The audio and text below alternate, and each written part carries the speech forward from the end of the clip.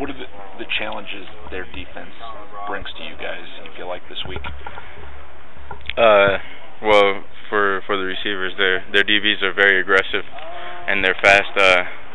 They'll probably be a lot like Utah's DBs. Come up in our face, and if they play off, they're just gonna let us get everything underneath. But they'll be fast, athletic guys at the DB position. I know you guys watch a ton of film, but can you gauge how fast guys are, their movement on film, or does it take a series or two usually to really know for sure? Well, I mean, if you just watch a guy and look at his feet, you can tell if he's pretty fast, or what his tendencies are. But I mean, yeah, you have to get on the field to see what their true speed is, and you find out in like the first series of the game. When you, if you were to take a look at Utah's secondary, and when you gauge film and you watch that, how would you compare the defense? If you were to kind of get a comparison and say, oh, these guys play a lot like another specific team that you guys have already played, what would that comparison be to? To Utah or Boise State, they have a lot of confidence in their corners that they'll put them on the island with the receiver and expect them to shut them down. But we have some good plays for man defenses, and it looks good this week. Is it a man defense or man zone, or is it cover two? They'll play a lot. They play like over 50% man.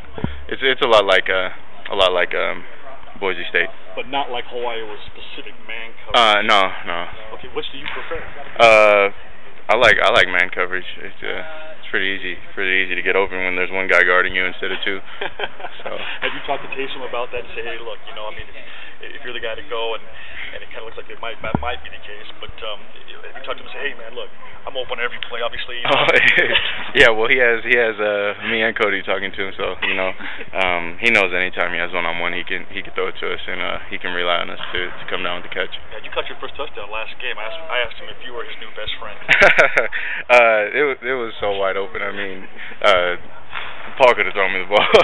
So I mean, but it was a good play. They sent everybody, and I don't know where my guy went, but I just came underneath him.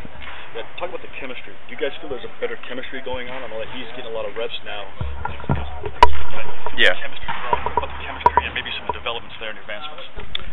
Yeah, I do feel like the chemistry is building. We're starting to play a lot faster, getting in there, watching film with each other, and doing things that teams need to do to get on chemistry with each other, and it looked good last game, so hopefully we'll carry it on for the rest of the season. Yeah, there's a chemistry between passing and catching, but is there also a chemistry where you guys say watch film together, you evaluate a specific team and say, okay, look, we can exploit this fact, this aspect. Is there that kind of a communication and chemistry that goes on as well? Yeah.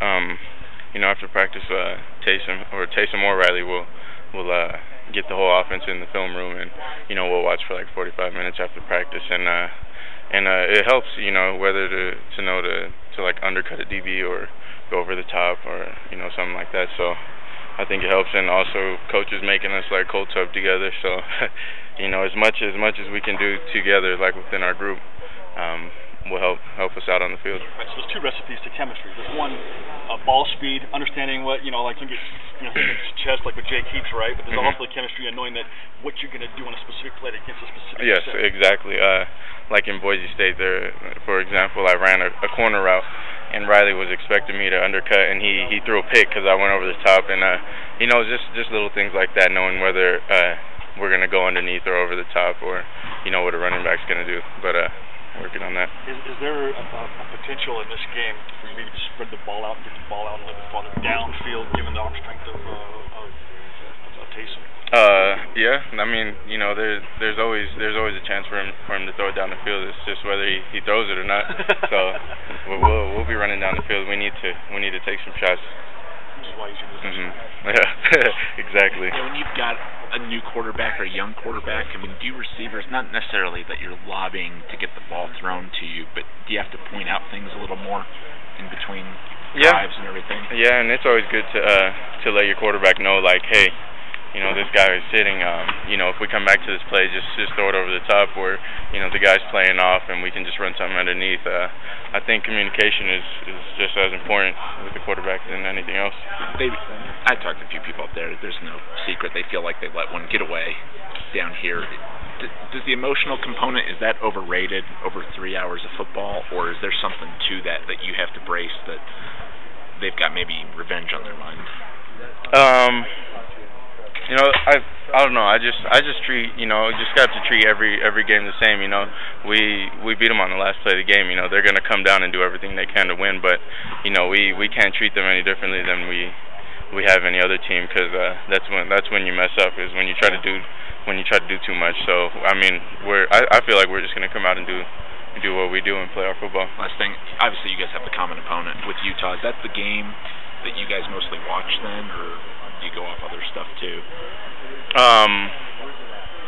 Yeah, we try to watch the plays that we're running, and we try to watch other teams that ran those plays against them. Oh, I see.